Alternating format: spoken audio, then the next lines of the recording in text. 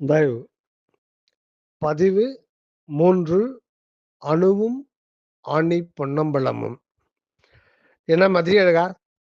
Tea சாப்பிட்டியா? ஐயா சாப்பிட்டேன்யா, சாப்பிட்டேன்யா. சோமசுந்தரம், சாப்பிட்டேன்யா, சாப்பிட்டேன்யா. ஆரம்பிக்கலாமா? ஆரம்பிக்கலாம்யா. எந்த இடத்துல விட்ட ஞாபகம் இருக்கா? போன பதிவு.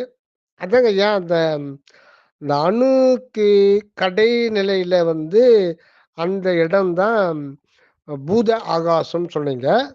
அதிலிருந்து மின்காந்த அலை இயக்கம் தொடர்ந்து வந்து கொண்டே இருக்கிறது அப்படின்னு சொன்னீங்க. சரி சொன்னேனா? ஆமா சொன்னீங்க.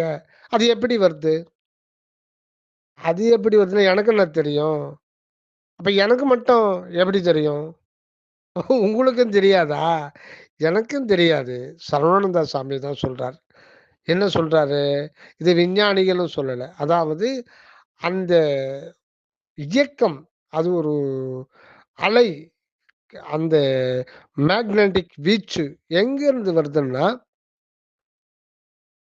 உள்ள இருக்கு இல்லையா முதல் நிலை. அந்த முதல் நிலையில இருக்கிற, தலையில இருக்கிற உள்ளொளியினுடைய திரு நடனம். அண்ணே என்னென்ன திருநடனம் அது இதுன்றீங்க. அதுதான் அந்த சிற்றம்பலம் சொல்லியாச்சுல்ல. இதுக்கு தான் சிற்றம்பலம். இந்த அணுக்கு பேரே சிற்றம்பலம். சிற்றம்பலம்னா சபை, அம்பலம்னா சபை, ஆடும் இடம், ஆலயம், கோயில். சுருக்கமா சொல்லுங்கண்ணா. அதாவது இறைவன் விளங்கும் இடம். அதாவது இன்னும் சொல்லணும்னா, ஏற்கனவே நம்ம பார்த்தோம். அந்த அன்பு வெளி, அகண்டமாய் நிறைந்த அன்பு வெளிக்கு பேரு இயற்கை உண்மை அல்லது உண்மைன்னு கூட சொல்லலாம். உண்மைன்னா என்னன்னா, பொய் பேசாம இருக்கிறதா? என்னப்பா நீ? இது பொய் பேசாம இருக்கிறது புறப்பொருள். ஐயா! புறப்பொருளா? ஆமா. அகப்பொருள் வேற. அகப்பொருள்னா உள் கூட்டல் மெய் அப்படின்னு பிரிச்சு பார்க்கணும். ஆ. அது எப்படி பிரிச்சு ஏன் பிரிக்கணும்? அப்படி 2ஆ இருந்ததை இணைத்து பிறகு தான் ஆதியில ஒரு 10,000 20,000 வருடங்களுக்கு முன்பு தமிழ் ஞான சித்தர்கள் அப்புறம் இணைக்கிறாங்க.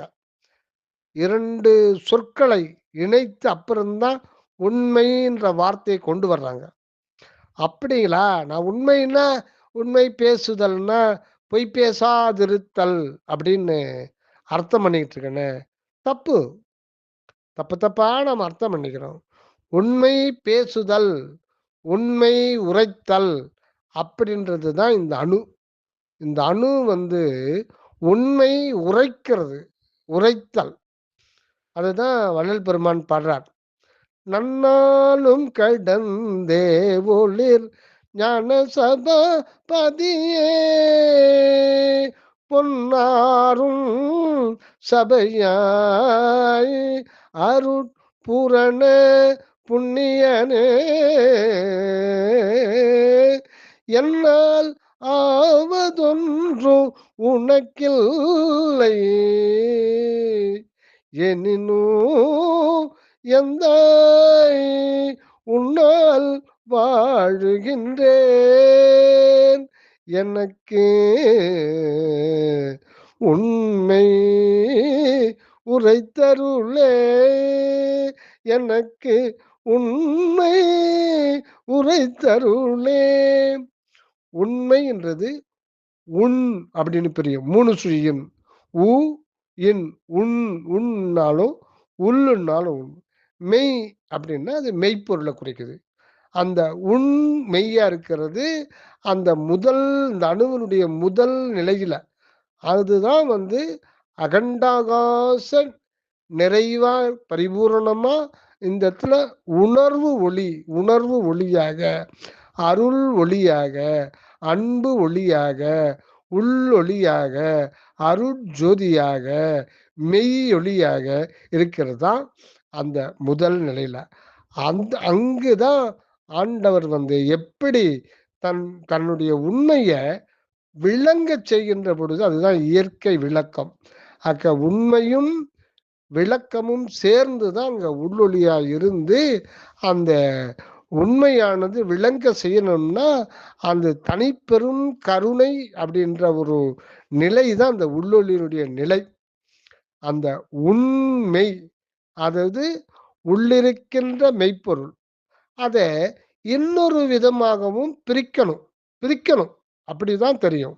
அது எதுன்னா, உள்மை. மைன்னா உள்ளினது தன்மை. முதல்ல உண்மைன்னா அது கடவுளுடைய இருப்பு நிலை. அது மட்டும்தான் அது ஏற்கனவே இருக்கே. இந்த இடத்துல இருப்போடு அது அதனுடைய தன்மை, அந்த அன்பு அன்பு இருப்பினுடைய தன்மை என்னன்னா அருள். அதுதான் உணர்வாக இருக்கிறது இந்த இடத்துல. ஆக இந்த இடத்துல அந்த உள்ளொளி உணர்வு அப்படின்னா கடவுளுடைய இருப்பு நிலையும் அவருடைய இணைபிறா பிரியாத அவருடைய தன்மை ஆகிய கருணை அல்லது தயவு அல்லது அருளும் சேர்ந்து விளங்குகின்ற நிலைதான் உள்ளொளி நிலை. அதுதான் அருள் நிலை. அங்க தலையில இருக்கிறது அருள் நிலை. அது எப்பொழுதும் இயலோடு இருக்கும். என்ன இயல்னா அருள் என்கின்ற இயலோடு இருக்கும். அந்த இயல் எப்போதும் செயலோடு தான் இருக்கும். அந்த செயல் தான் இப்போ நமக்கு பிரபஞ்சமா விளங்குது. அனந்தா அனந்தம் கோடி கோடி கோடி அண்டாண்டங்களாகவும் இந்த ஒவ்வொரு தனித்தனி அண்டாண்டங்களில் உள்ள இருக்கின்ற விளங்குகின்ற அனந்தா அனந்தம் கோடி பிண்ட தேகம் கொண்ட உயிரினங்களும் உயிரின வடிவங்களும் பல பல பல பல பண்டங்களும் எல்லாமே விளங்குவதற்கு காரணம் அந்த உள்ள இருக்கிற உண்மையினுடைய உண்மை தன்மையாகிய அருளினுடைய செயல். ஆக அந்த உள்ளொளி என்பது அருள் இயலையும் அருட் செயலையும் கொண்டு விளங்குகின்றது. அததான் நடனம் அப்படின்னு சொல்றாங்க. இதுதான் சைவ சித்தாந்த பெரியோர்கள் ஒரு நடராஜ பெருமானாக காலை தூக்கிக்கிட்டு திருநடனம் புரிகிற மாதிரி நமக்கு கற்பனையா சொல்லியிருக்காங்க. அது நமக்கு தேவை. அது நம்ம அதை பத்தி நம்ம புரிஞ்சுக்கிறதுக்கு நல்ல ஒரு ஒரு சிம்பல் தான் நடராஜ பெருமான். சிதம்பரம் நடராஜ பெருமான் ஒரு காலை தூக்கி ஆடுறதும் ஒரு காலை ஊன்றி கொண்டு ஆடுவதும், காலை ஊன்றி கொண்டு ஆடுகின்றது தான் இந்த அட்டாமிக் ஸ்பேஸ். அட்டாமிக் ஸ்பேஸ் இதுதான் அணு அணு நிலையில அதுதான் சிற்றம்பலம். இது சிற்றம்பலத்தை பத்தி தான் நம்ம பேசிக்கிறோம். மேலும் சித்து அம்பலம் அப்படின்னும் பிரிக்கணும். பிரிக்கலாம் இல்ல பிரிக்கணும். சிறிய அம்பலம் அப்ப இன்னொரு வகையில் அதை பிரித்து பார்த்ததான் சித்து அப்படின்னு அறிவு. அறிவு ஆகிய அம்பலம் அதுதான் அணு. அறிவுன்னு என்ன அறிவு? அது புலனறிவா, காது கேட்கிற அறிவு, பார்க்கிற அறிவு, வாசனை அறிகிற அறிவு, தொடர் அறிவு, அது கிடையாது. அது அறிவே இல்லை, அது ஜடம். அப்ப மன அறிவா? அதுவும் ஜடம். அப்ப என்னன்னு தான் சொல்றது? அதை எப்படி சொல்லுவ? அறிவுன்றது இந்த இடத்துல கடவுளுடைய அறிவு என்று சொல்லப்படுகின்ற தனி பெருங்கருணை. இதுதான் வள்ளல் பெருமான் கொடி கட்டும் பொழுது கொடியினுடைய மேல் பகுதி மஞ்சள் நிறத்துல 1/4 பாகம் மஞ்சளும் 3/4 பாகம் வெண்மை நிறத்துல வைக்கிறார். அந்த கொடிய விளக்கத்தை நம்ம பார்க்கணும்னா மகாமந்திரத்துக்கு வரணும். அற்பெரும் ஜோதி அற்பெரும் ஜோதி தனிப்பெரும் கருணை அற்பெரும் ஜோதி. இதுல எத்தனை பங்கு அற்பெரும் ஜோதி இருக்கு, எத்தனை பங்கு தனிப்பெருங்கருணை சொல்லு பார்க்கலாம். மதியழகன் சொல்லு. ஐயா என்ன அதுலயே இருக்க? ஒரு முறை தனிப்பெருங்கருணை வருது, 3 முறை அற்பெரும் ஜோதி வருது. அப்ப பங்கு கணக்கு பண்ணி சொல்லு. நான் சொல்றேங்க. சரி சொல்லு சுவாமி சுந்தரம். 3/4 பங்கு அற்பெரும் ஜோதி, 1/4 பங்கு தனிப்பெருங்கருணை. அதுதான் 1/4 அப்படின்னா அதுதான் இறைவனுடைய கால். அதுதான் திருவடி நிலை அப்படின்னு சொல்றது. ஆகிய கடவுளுடைய ஒரு திருவடி நிலை நடராஜ பெருமானு ஒரு காலை கீழே ஊன்றி இருக்கிறார் இல்லையா? அதுக்கு பேர் தான் இந்த அணு சிற்றம்பலம். அந்த அணுவே சிற்றம்பல அணுதான் பேர். அதுதான் அகில உலகம் எங்கும், இந்த பிரபஞ்ச வெளியெங்கும் தனித்தனி ஒவ்வொரு பூத ஆகாசமாக அது விளங்குது.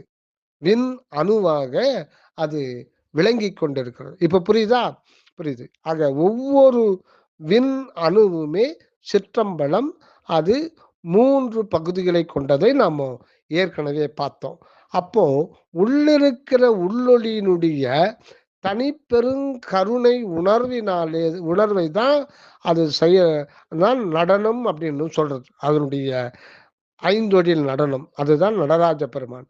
அவருடைய அங்கு செய்யப்படுகிற நடனத்தினால்தான் அந்த கடைநிலையில அந்த மின்காந்த அலை இயக்கம் உள்ளொளியின் பிரதிபலிப்பாக அது சதா வந்து கொண்டே இருக்கிறது.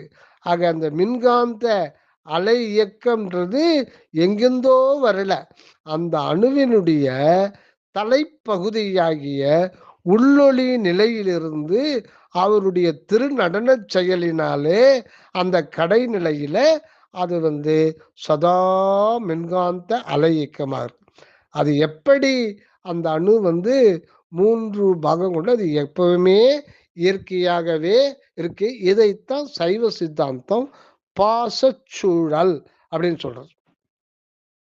பாசச்சூழல். இப்ப அந்த அணுவில் இருக்கிற முதல் பகுதியெல்லாம் உள்ளொளி, ஆண்டவர் அறிவே வடிவாக, தனிப்பெரும் கருணையே வடிவாக, இயற்கை விளக்கம் என்கின்ற கடவுள் அறிவாக, அருள் உணர்வாக இருக்கிறார். அவர் பூரணமா அவர் இருந்தபடி இருக்கிறார். ஆனா ஒடுங்கிய நிலையில தான் இருக்கிறார். அது இடைநிலையில தான் அது எல்லாமே இன்னும் அந்த இடம் ரொம்ப ரொம்ப முக்கியமானது. இடைப்பகுதி தான். அங்கதான் உயிர் வெளிப்படணும். இப்ப நாம எல்லாம் இந்த இந்த உலகத்துல எத்தனை கோடி உயிர்களுக்கு கணக்குல எடுக்க முடியாது. மனிதனை மட்டும் இப்ப டைம் பீயிங் எடுத்தோம்னா 800 கோடி மக்கள் இருக்காங்க. இந்த 800 கோடி மக்களுடைய உயிர் எந்த இடத்துல இருக்குன்னா அந்த அணுவிலிருந்து வந்ததுதான். ஒவ்வொரு தனித்தனி அந்த இடைநிலை இருக்கிறது வெளிப்பட்டிருக்கிற உயிர் தான் இப்ப நமக்குள்ள விளங்குது. ஆக நம்முடைய உண்மையான வடிவம் எதுன்னா அணு வடிவம் தான். அதுதான் உண்மையான மனிதன். அது எங்க இருக்குன்னா நம் தலைக்கு நடுவுல அந்த விண்ணணுவா இருக்கு. அப்ப இருந்த விண்ணணு தான் இப்பவும் இருக்கு. இதை மேற்கொண்டு அடுத்த இதுல நம்ம பார்ப்போம். ஆக இப்போ ஆண்டவருடைய திருவுள்ளம் பிரபஞ்சத்தை வெளிப்படுத்தியே ஆக வேண்டிய நிலை இருக்கு. அதுக்காக தான் அனாதி காலமாக அவர் ரெடியா இருக்கார். எப்பவுமே அந்த ரெடி நிலையிலேயே இருக்கார். அது சும்மா சமீபம், அதுதான் ஏற்கனவே பார்த்தோம். சும்மா சமீபம் 17,000 கோடி ஆண்டுகளுக்கு முன்னாடி தான் அந்த கமாண்டு அது உள்ளது வரும்பொழுது இப்போ என்னாவதுன்றது தான் ஆச்சரியம், ஆச்சரியம், அதிசயம், அற்புதம். இப்போ அந்த கடைநிலையில இருக்கிற மின்காந்த இயக்க சூழல் இருக்கு இல்லையா? அதுல என்ன ஆகுதுன்னா அதுல ஒரு சில பகுதிகள் அது துகளா மாறிடுது. சுருண்டு அது அந்த அலையா போயிட்டு இருக்கிறது. அது சுருண்டு ஒரு சுழற்சி ஏற்பட்டு அது ஒரு பார்ட்டிகல் அப்படின்னும் சொல்ல முடியாது. அது ஒரு ஆற்றல்னு சொல்ல முடியாது. அது ஒரு துகள். அதுல 3 வகையான துகளா அது மாறுது. அந்த மின்காந்த அலை இயக்கமே 3 வகையான துகள்களாக மாறுது. அந்த 3 வகையான துகளுக்கு ஒரு பெயரும் இல்லை. அது மாறின பிறகு தான் விஞ்ஞானிகளுக்கு அது தனியா புலப்படுது. அது முதல்ல வந்தது தான் ஹைட்ரஜன். அது இப்பதான் கண்டுபிடிச்சாங்க. அது எத்தனையோ கோடி கோடி கோடி கோடி ஆண்டுகளுக்கு முன்னாடி தோன்றிடுச்சு. அது இப்பதான் அது கண்டுபிடிக்கிறாங்க அப்படின்னு ஒண்ணு இருக்குன்ட்டு. அப்போ அது என்ன ஆகுதுன்னா அந்த துகள் 3 வகையாக மாறிவிடுகிறது. ஒரே மேக்னெட்டிக் வீச்சு தான் 3ஆ மாறுது. அந்த 3க்கு தான் அது என்னான்ட்டு இப்போ கண்டுபிடிச்சவங்க ஒரு பேர் வச்சிடுறாங்க. என்ன பேருன்னா புரோட்டான், நியூட்ரான், எலக்ட்ரான். அப்படி இருக்கிறதுல முதல் பிரதானமா தோன்றியது எதுன்னா அதுக்கும் பேர் வச்சிருக்காங்க ஹைட்ரஜன். அது ஒரு காற்றணு. வெளிப்படையான காற்றணு. அந்த வெளிப்படையான காற்று அதுக்கு முன்னாடியே அந்த மின்காந்த சூழல் அது வந்து அந்த இடம் ஸ்பேஸ் ஆகவும், அந்த சூழல்ல காற்றினுடைய அதிசுக்கும் அம்சம் இருந்துகிட்டே தான் இருந்தது. இதுதான் வள்ளல் பெருமான் அந்த "வெட்டவெளி ஆகாயமும் அனாதி, அதில் உள்ள காற்றும் அனாதி, கடவுளும் அனாதி, ஆன்மாவும் அனாதின்னு" சொல்வாரு. அப்படி அவர் சொல்றது எல்லாமே அந்த ஒரு குறிப்பிட்ட அந்த விண்ணணுவினுடைய 3 நிலைகள தான் சொல்றார். ஆகாசம் அனாதி, காற்றும் அனாதின்றது எது? அந்த விண்ணனுடைய கடைநிலை தோற்றத்த தான் ஆகாசம் அனாதி, காற்றும் அனாதி என்றார். ஆனா காற்று அது பகிரங்கமா ஒரு ஹைட்ரஜன் அணுவா வெளிப்படாம, அது அதிசூக்குமமாகவே இருந்து வருகிறது. அந்த துகள்களா ஏற்படல. இப்போ ஒரு சுழற்சி அது இந்த ஃபீல்டுலயே அந்த எலக்ட்ரோ மேக்னெட்டிக் ஃபீல்டுலயே ஒரு குறிப்பிட்ட பகுதி ஒரு பார்சியல் இது வந்து துகளா மாறிடுது. அதுல ஒரு பார்சியல் தான். மிச்சம்லாம் அந்த வேவ்ஸாவே இருக்கு. அது ஒரு மாறிடுது. இப்போ இதுல வந்து புரோட்டான் அப்படின்றது அது ஒரு மின்காந்த சக்தி. இப்ப வந்து அது மின் ஆற்றலா மாறிடுச்சு. எலக்ட்ரோ மேக்னெட்டிக் ஃபீல்டா இருந்தது. அது வந்து என்ன ஆகுதுன்னா, ஒரு ஆற்றலா மாறி அது ஒரு துகளா மாறுது. அதுதான் அந்த இது வந்து எங்க இருக்குன்னா, அந்த கடைநிலையிலேயே மையப்பகுதியில இருக்கு. அந்த அணுவினுடைய விண்ணணுவினுடைய கடைப்பகுதி தான் நம்ம பூதநிலை. அதனுடைய மையத்துல அது வந்து துகளா மாறிடுது. அப்போ அது மட்டும் தனியா இருக்கல. அந்த ஒரே சைமல்டேனியஸ்லி 3 துகள்கள் தோன்றுது. ஒன்று அதுல மையப்பகுதியில இருக்கிறது புரோட்டான் பேர் வச்சுட்டாங்க இவங்க. அதுக்கு தெரியாது. இவங்க வச்சுக்கிட்டாங்க. அது ஒரு ஐடென்டிஃபிகேஷன்க்காக. அத சுத்தி ஒரு நீள்வட்ட பாதை. அது ஒரு ரோடு. ஆனா, அது தார் ரோடுன்னு வச்சுக்காதீங்க. அது ஒரு ரோடு மாரி. ஆனா, அந்த ஒரு அதாவது அ அது அடையாளம்லாம் படுத்த முடியாது. ஆனா, கரெக்ட்டா அந்த பாதையில மட்டும் வேறு ஒரு துகள் வந்து அதை சுத்திக்கிட்டே இருக்கும். அந்த துகளுக்கு பேரு வந்து எலக்ட்ரான். எலக்ட்ரான். இப்ப எலக்ட்ரிசிட்டி எங்க எடுக்கிறோம்னா, அந்த எலக்ட்ரான்னு ஒண்ணு இல்லன்னா, எலக்ட்ரிசிட்டி எடுக்க முடியாது. இவன் மின்சாரத்த கண்டுபிடிச்சன்னா, இவன் கண்டுபிடிக்கல. அது அனாதி காலமா இருக்கு. இவன் அத எப்படி பயன்படுத்துறதுன்னு தெரிஞ்சுக்கணும். இருக்கிறத பயன்படுத்திக் கொள்ள முடியும். அதுதான் இவனுடைய வேலை. இல்லாதத உருவாக்க முடியாது. அதனால மின்சாரத்தை இவன் உருவாக்கவில்லை. அது ஏற்கனவே இருக்குது. அதை வந்து அப்படி ஒண்ணு இருக்குன்னு தெரிஞ்சுக்கிட்டு, மன ஓர்மையினால தெரிஞ்சுக்கிட்டு, அத பயன்பாட்டு கொண்டு வரதுக்கு கருவிகள கண்டுபிடிச்சு, நாம வந்து ஃபேன் போட்டுக்கிறோம், டிவி போடுறோம், ரேடியோ கேட்கிறோம், செல்போன் இயக்குறோம், Facebookஅ பார்க்குறோம், YouTube பார்க்குறோம். எல்லாத்துக்கும் அந்த எலக்ட்ரோ மேக்னெட்டிக் வேவ்ஸ் தான் பயன்படுது. Electricity and electro magnetic waves. சரி. இது வந்து புரோட்டான் வந்து அது வந்து நேர் மின்சாரத்தை சக்தியை கொண்டது. இது வந்து எலக்ட்ரான் வந்து எதிர் மின்சார சக்தி கொண்டது. இது 2ம் ஒண்ணா இருந்தா இருக்க முடியாது. இருந்தா பிளாஸ்ட் ஆயிடும். அது அணுவாவே விளங்காது. அதனால இத இடைமறிக்கிறதுக்கு, தடுக்கிறதுக்கு ஒரு தடுப்பு சுவராக மின்சாரம் அல்லாத, அது நேர் மின்சாரமும் கிடையாது, எதிர் மின்சாரம் கிடையாது. ஆனா ஒரு துகள் மாத்திரமாக தடுத்திருக்கும்போது, இதுவும் அதுவும் ரியாக்ஷன் ஆகாது, ஒட்டாது. இது தனியாவே இருக்கும், அது தனியா இருக்கும்.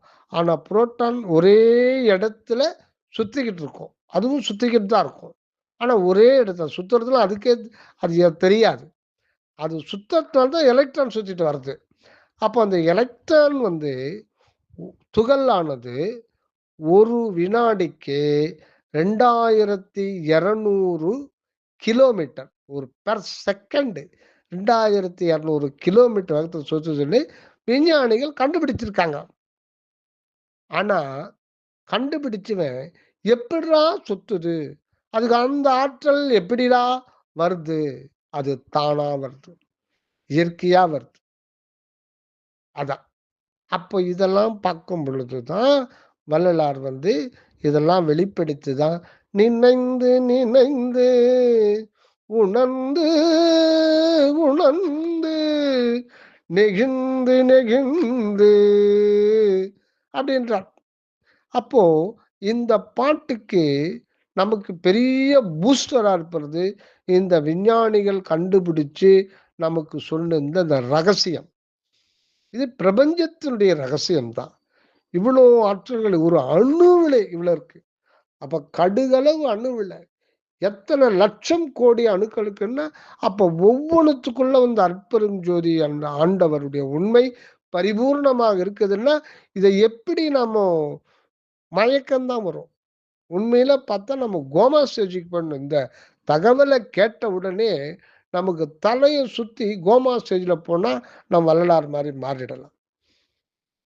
அவ்வளவு அந்த தாங்க முடியாத ஒரு உருக்கு வரும். எப்படி சர்வ வல்லப சக்தி ஆண்டவருக்கு எப்படி கிடைச்சது? அது இயற்கை. அது கிடைக்கல. இயற்கையிலே இருக்கு. அது எப்படி எப்படி எப்படி என்று நினைந்து நினைந்து உணர்ந்து உணர்ந்து இப்ப அணுவினுடைய ரகசியத்தை நாம தெரிஞ்சுக்கணும். இப்ப இனிமேலுக்கு அந்த பாட்டுக்கு ஏத்த நம்ம மெல்ட் ஆகணும். உருகணும். அன்போடு உருகி அகங்குழைவார்க்கு அன்றி என்போல் மணியினை எய்த ஒண்ணாதே. அந்த உள்ளொளிக்கு பேரு என்போல் மணி. அந்த இடத்துல என்னன்ற ஒரு நிலை தான் வரும். பிறர்ன்ற ஒரு நிலை வராது. என்போல் மணி. அந்த அந்த உள்ளொளிக்கு பேரு என்போல் மணி.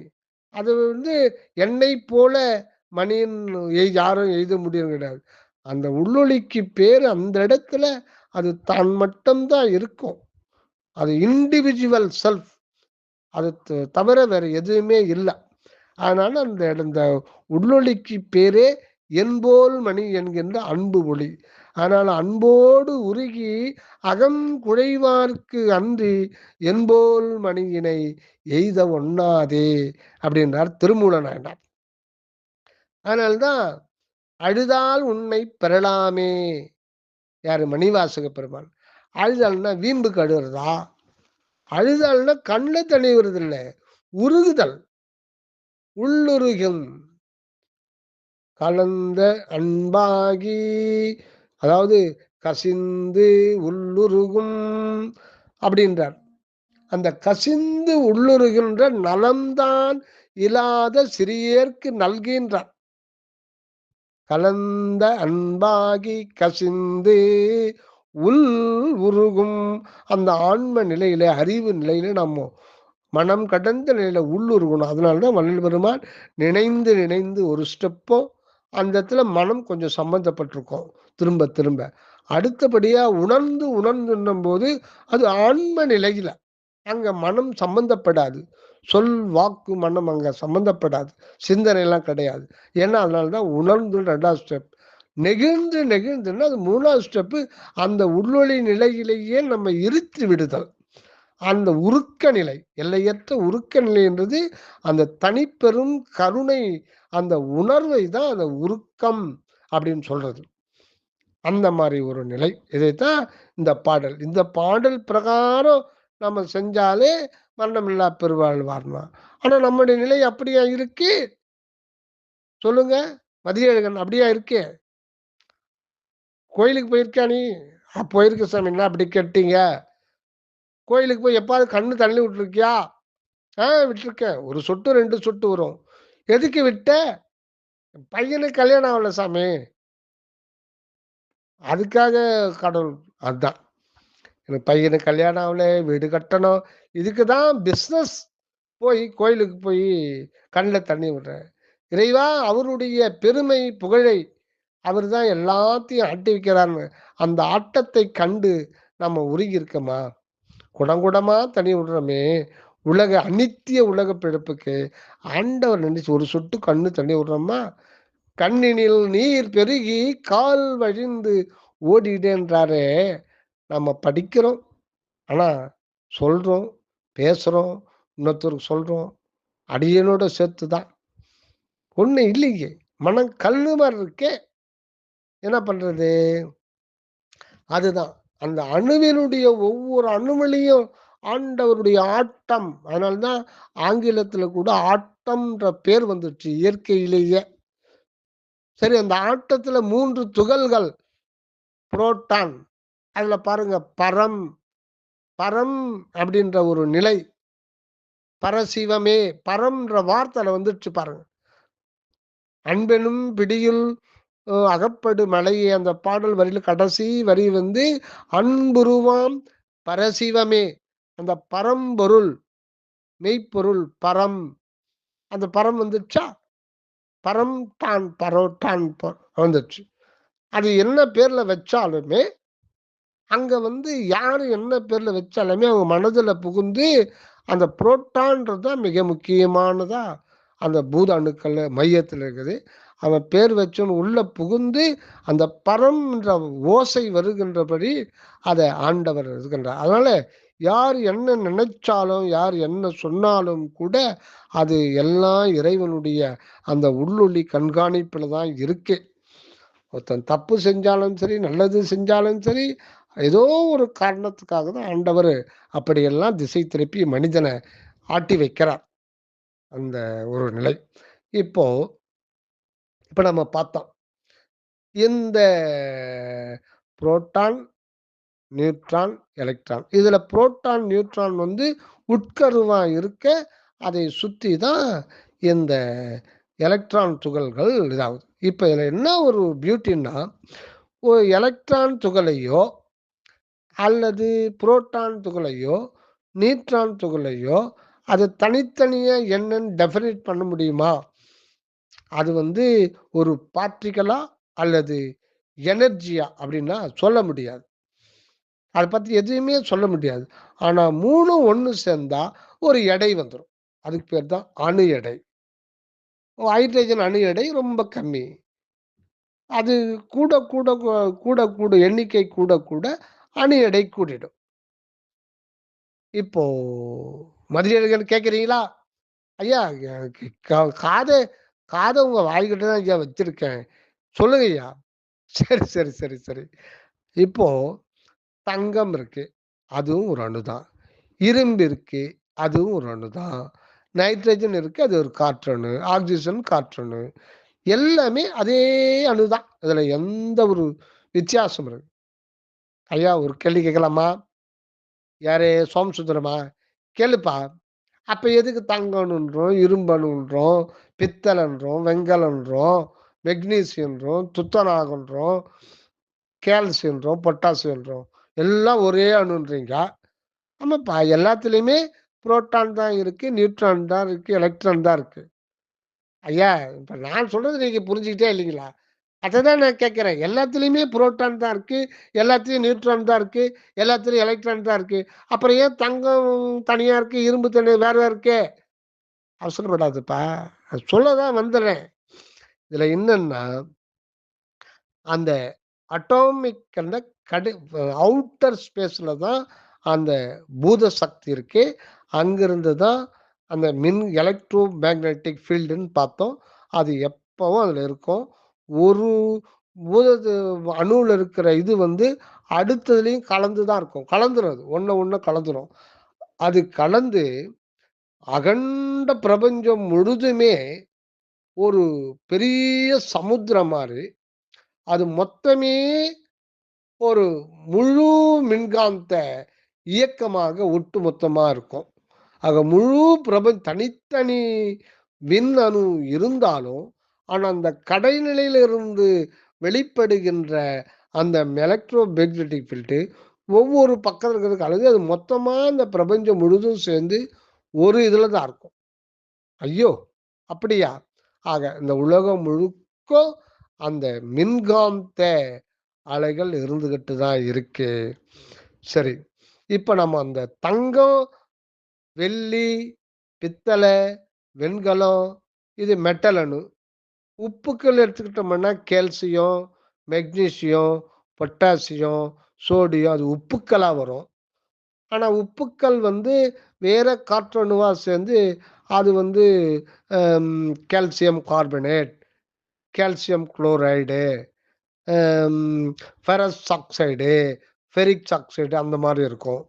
அந்த கால்சியம் வந்து சிலது உப்புக்களும் தனியாகவும் இருக்கும். இரும்பு இப்போ இரும்பு துண்டு இருக்கு. இரும்பு துண்டை வெயில்ல போட்டீங்கன்னா அது சர்ஃபேஸில் இருக்கிற இரும்பு வந்து ஆக்சிஜனோட கலந்து ஃபெரக்ஸ் ஆக்சைடு ஃபெரிக் ஆக்சைடு அது உப்பா மாறிடும். அப்போ மெட்டலாக இருக்கிறது வெயிலில் காதாக ரியாக்ஷன் ஆகுது மாறிடும். தங்கம் அந்த மாதிரி மாறாது. அதில் சில இது இருக்கு, இதில் எத்தனையோ இருக்கு.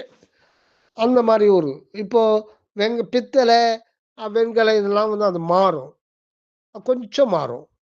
இரும்பு அதிகமாக மாறும். அந்த மாதிரி இப்போ கால்சியம் பொட்டாசியம் சோடியம் மெக்னீசியம்லாம் அது எப்பவுமே ஒரு காற்றணுவோட தொடர்பு இருந்து அது உப்பாகவே இருக்கும். அதில் மெட்டலும் இருக்கும், காற்றோடு சேர்ந்து உப்புன்ற கண்டிஷன் இருக்கும். ஆக இதெல்லாம் வந்து அது வந்து ஒரு மாலிகுலாக மாறிடும். அப்போ மற்ற மற்ற காற்றோடு சேர்த்தும் போது இந்த மெட்டல் சேர்ந்து அது ஒரு மாலிகுல் அப்படின்னு சொல்லுவாங்க. சரி, அதை விடுவோம். இப்போ தங்கம்னு தனியா இருக்கு. அதே புரோட்டான், நியூட்ரான், எலக்ட்ரான் தான். தங்கம்னு ஏன் வித்தியாசம் வருதுன்னு கேட்டேன் இல்லையா? ஆமாங்க ஐயா. அதான் கேட்கிறேன். சொல்லவே இல்லையே நீங்க. எத்தெத்தையோ சொல்லிக்கிறீங்களே. எத்தெத்தையோ சொல்லல. இதெல்லாம் கேட்டா தான் நமக்கு புரிஞ்சுக்க முடியும். மாணவர்கள்லாம் புரியணும் இல்லையா? இப்போ ஹைட்ரஜன் அணுவுல 1 எலக்ட்ரான், 1 புரோட்டான், 1 நியூட்ரான் பார்த்தோம். அது ஆக்ஸிஜன்ல எண்ணிக்கை 2 என்னவோ வரும். அது 2 3 வரும். அப்ப எண்ணிக்கை மாறுபடும். அது எண்ணிக்கை எப்படி வருதுன்னா, ஆண்டவருடைய தனிப்பெருங்கருணை திருநடனத்தினாலே மேற்கொண்டு ஒரு அந்த எலக்ட்ரோ மேக்னெட்டிக் ஃபீல்ட்ல ஒரு பகுதி இன்னொரு துகளா மாறிடும். மாறும் பொழுது 3மே வந்துரும். எலக்ட்ரான், நியூட்ரான், புரோட்டான் அந்த எண்ணிக்கை ஒரே நேரத்துல எண்ணிக்கை 3னுடைய எண்ணிக்கை அதிகமாகும். இப்படி எண்ணிக்கை அதிகமாக அதிகமாக அதுக்களுடைய தன்மை எல்லாமே மாறிடும். தோற்றம் எல்லாமே மாறிடும். மாறிக்கிட்டே வரும். அப்படி இப்ப தங்க அணு எடுத்துக்கிட்டோம்னா, அது எனக்கு சரியா ஞாபகம் இல்ல. எப்போ பார்த்தது. அது 74 72 இருக்கும். அதுல வந்து புரோட்டான் 72, 74ன்னு சொன்னா, எலக்ட்ரான் 2, 3 கூட குறை இருக்கும். நியூட்ரான் கொஞ்சம் கம்மியா இருக்கும். இப்படிதான் இருக்கும். அப்ப எண்ணிக்கை வித்தியாசம் ஆன உடனே, அதனுடைய அணு எடை அதிகமாகும். அணு எடை அதிகமாகும்போது, அதனுடைய தன்மை, அதனுடைய எல்லாமே கேரக்டர் எல்லாமே மாறும். டோட்டலாவே எல்லாமே மாறும். அப்படி மாறுனது தான் தங்கம். ஐயா ஒரு சந்தேகம் யாரு மதியண்ணா சொல்லு. இப்போ தங்கம் இருக்கு. அதுல வந்து ஒரு அவுட்டர் ஆர்பிட்ன்னு சொன்னீங்க. அந்த ரோடு அது ஒரு ரோடு மாரி. ஆனா போடப்படாத ரோடு. அதுல வந்து புரோட்டான் நடுவுல இருக்கு. இப்ப நீங்க என்னமோ சொன்னீங்க 72, 74 சொன்னீங்க. 74 அணுவானது அந்த சின்னஞ்சிறு ஸ்பேஸ்ல எப்படி அதே வேகத்துல போகுமா? ஆமா. அப்ப ஒண்ணு ஒண்ணு மோதாதா? மோதும். அதனால தான் ஆண்டவர் என்ன பண்றாரு, அந்த பாத 4, 5 பாதையா பிரிச்சு குடுத்துடுறார். அந்த எலக்ட்ரான் சுத்துறது மொத்த பேரையும் கூப்பிடுறார். யாரு? 74ஆ அத்தன துகள கூப்பிடுறார். இந்தா இங்க வாப்பா. நீங்க நீங்க சக்தர்கள், சக்திகள்னு பேரு. நீங்க ஒரு 10, 15 பேரு இந்த ரோட்ல போங்க. நீங்க ஒரு அந்த சர்க்கிள்ல போங்க. அதுல போங்கன்னு 10, 10ஆ பிரிச்சு குடுத்தோம்னா மோதாது. அப்போ இந்த மாரி இதுல வந்து அந்த அந்த எலக்ட்ரான் சுத்தத்துக்கான பாதை, அந்த வட்டம், நீள்வட்டம் வந்து நீள்வட்டத்தினுடைய எண்ணிக்கை அதிகமாகும்.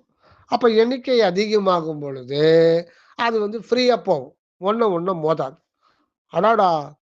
நடராஜ பெருமான் இவ்வளவு செய்றாரா? ஐயோ! ஏன் கேட்கிற? அவருடைய திருவிளையாடல் பெருமைய சொல்லணும்னா, அது எத்தன கோடி கோடி முனிவர்களாலும் முடியாது. அவங்கலாம் சொல்லி மயங்கி வேதங்கள்லாம் மயங்கி கிடக்குதாம். மயங்கி கிடக்குதாம். காலங்காலமா, யுக யுகமா ஓதி. அவருடைய பெருமைய யாராலும் சொல்ல முடியாது. "தன் பெருமை தானறியா தன்மையனே தனித்தலைவா என்னுயிர்க்குள் இனித்த கனச்சுவையே" அப்படின்றார் வள்ளல் பெருமான். ஆக அவருடைய பெருமை உரைக்க வல்லவர் யார்? அப்படின்னு சொல்றார். இறைவனுடைய எனது கணவர் நடராஜ பெருமானுடைய பெருமையை, திருநடனப் பெருமையை உரைக்க வல்லவர் யார்? எவ்வுலகில் எவரும் இல்லை கண்டீர் அப்படின்றார். அடடா! சரிங்க, சரிங்க, சரிங்க. அற்புதம், அற்புதம். அந்த அற்புத நடராஜர் மேலும் சொல்லுங்கய்யா. ஆம், இப்போ இப்படித்தான் அது வருது. ஐயா யாரு? சோமசுந்தரம் ஐயா. சோமசுந்தரம் சொல்லு, சொல்லு. இப்படி ஏன் இந்த மாரிலாம் மாத்திக்கிட்டு இருக்காரு? அற்புதம். அற்புதமான ஒரு கேள்வி கேட்ட. மதியழகா, நீ பாரு நீ கம்முனு இருக்க. சோமசுந்தரம் அருமையான கேட்டான். இன்னொரு முறை கேளு சோமசுந்தரம். ஐயா முதல்ல ஹைட்ரஜன்னீங்க, அப்புறம் ஆக்ஸிஜன்னீங்க, நைட்ரஜன் இப்படி ஏன் அணுக்கள மாத்துறாரு? இப்படி ஏன் மாத்திட்டு வர்றாரு? அதனால அவருக்கு என்ன நன்மை? இல்ல அவரு வந்து எதையோ ஒண்ணு பண்ணுகிறாரா? இது ஒரு பர்ப்பஸா பண்றாரா? என்ன பர்ப்பஸ்க்கு அப்படி பண்றாரு? இத பத்தி சொல்ல முடியுமா? தெரியுமா? தெரியாதா உங்களுக்கு? எனக்கு தெரிஞ்சத சொல்றேன். நான் வந்து சுவாமி சரவணானந்தா அவர்களுடைய நூல்கள படிச்சுட்டு தான் சொல்றேனே தவிர, எனக்கு எந்த ஒரு அணுவளவும் அருகதை இல்ல தம்பி. அத முதல்லயே நான் சொல்லிட்டேன். அதனால இது வந்து படிச்சத பிடிச்சதே எனக்கு. அதனால இத வந்து வெளிப்படையா சொன்னா, ஏதோ நமக்கு அதுக்கான கமிஷன் குடுப்பாரு. ஐய்யய்ய! நடராஜபுரம் கமிஷன்லாம் குடுக்குறாரா? கமிஷன்னா ஆன்ம லாபம். நம்ம ஒரு முயற்சி பண்றோம். ஆனா, அது ஒரு முறை முயற்சி பண்ணா, அந்த முயற்சியில 10 படிய வந்து பண்ணாமலேயே ஏத்தி விடுவார். அதுதான் கமிஷன். அதனால தான் இப்ப நான் உனக்கு தெரிஞ்சுக்கிட்டியன்னா, அது பண்ணணும். அது சில பேருக்கு புரியலம்பாங்க. அததான் அடியேன் வந்து செய்றேன்னு ஒரு ஆசை. அவரு கொஞ்சம் இது பண்ணி குடுத்துக்கிறாரு. சரி, சரி. அத விடுவோம். இப்போ இதெல்லாம் ஏன் மாத்திட்டு வர்றார்ன்றத 4வது பதிவிலே நாம் இதை பார்ப்போம். நன்றி. தயவு 4வது பதிவில பார்ப்போமா? சரி. கொஞ்சம் வெந்நீர் சாப்பிட்டுக்க தம்பி. தயவு. தயவு. பதிவு 4 அணுவும் ஆணி பொன்னம்பல காட்சியும். தயவு. சோமசுந்தரம். சரி. அ தொடர்வோம். இப்போ இந்த மாரி அந்த விண்பூத அணுவிலிருந்து, அப்புறம் அது காற்று பூத அணுவாகி, அதுக்கப்புறம் கடைசியில மண்பூதமா வருது. இப்ப இந்த மண்பூத அணுவை தான் நம்ம கல் அணு அப்படின்னு சொல்றோம். இதத்தான் மணிவாசகர் வந்து புல்லாகி, பூடாய், புழுவாய், மரமாகி, பல்விருகமாகி, பறவையாய், பாம்பாகி, கல்லாய் மனிதராய், பேயாய் கணங்களாய், வல்லசுரராகி, முனிவராய், தேவராய், செல்லா நின்ற இத்தாவர சங்கமத்துள் எல்லா பிறப்பும் பிறந்திழைத்தேன் எம்பெருமான் மெய்யே உன் பொன்னடிகள் கண்டு இன்று வீடு உற்றேன். இதுல கல்லாகின்றார். ஆனா கல்லாகின்றத முதல்ல தான சொல்லணும் மாணிக்க வாசகரு. ஏன் இடையில சொல்லிட்டாரு அப்படின்னு கேட்கலாம். அவ்வளோ பெரிய ஞானிக்கு தெரியாதா? நீ அட்வைஸ் பண்ண போறியான்னு கேட்காத. ஏன்னா, இப்போ ஒரு அதிசயம் நாம பார்க்க போறோம். இத சொல்றேன்ட்டு மயக்கி விழுந்துறாத. ஏன்னா, இவ்வளோ ப்ராசஸும் எல்லாமே நிகழ்காலத்தில் நடந்து கொண்டிருக்கின்றது என்பதுதான் நம்மால் ஜீரணிக்க முடியாத ஒரு உண்மை. இதான் ரகசியம். ஏன்னா, அந்த விண்ணணுவுக்குள்ள தலைப்பகுதியில இருக்கிற இடத்துல அந்த உள்ளொளி, அந்த அன்பு தத்துவம், அந்த அன்பு சத்துவம் சர்வ சதா காலமுமே அது வந்து நித்திய நிகழ்காலத்தில தான் விளங்கிக் கொண்டிருக்கிறது.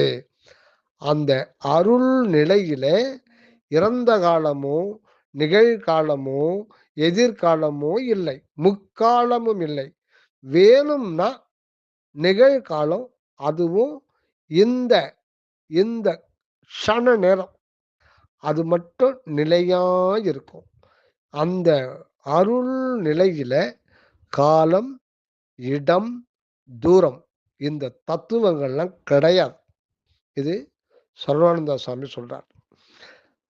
காலம் கடந்த கடவுளை காணற்கு காலம் கருதுவதேன். காலம் கடந்த கடவுளை காணற்கு காலம் கருதுவதேன் நெஞ்சே, காலம் கருதுவதேன். அங்க காலம் இல்லை.